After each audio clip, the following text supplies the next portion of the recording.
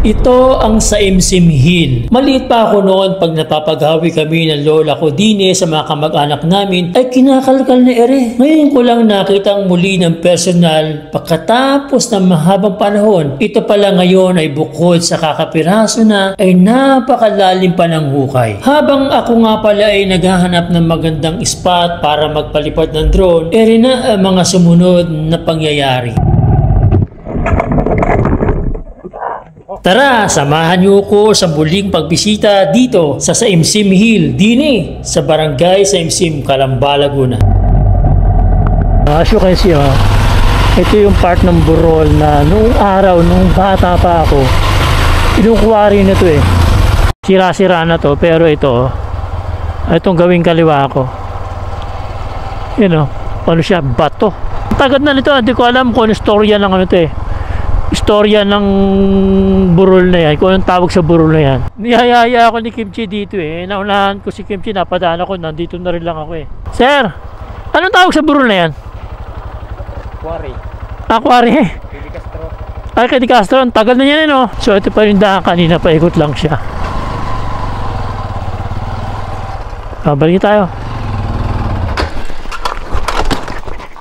Ayoko. Tumba pa.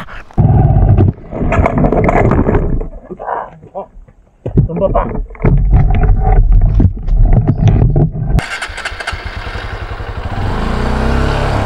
Hirap talaga sa pag ganun. Tutumba lagi ako sa gayo. Alam bakit natumba?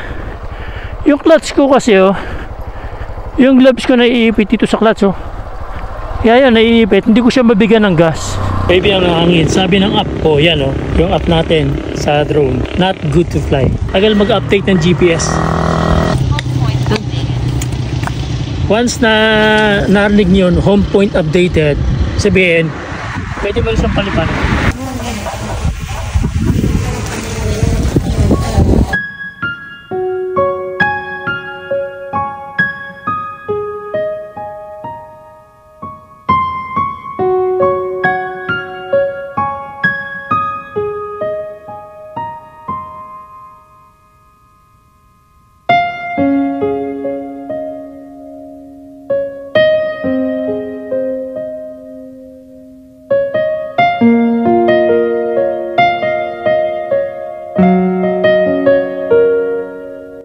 Natigil man ang quarry dito sa Saimsim Hill, hindi natin maikakila ang katotohanan. Halos ko konti na lang yung kabuuan ng Saimsim Hill. Nakakalungkot lang kapag may mga ganitong pangyayari. Ikaw ba baby, ano bang may kukomento mo sa mga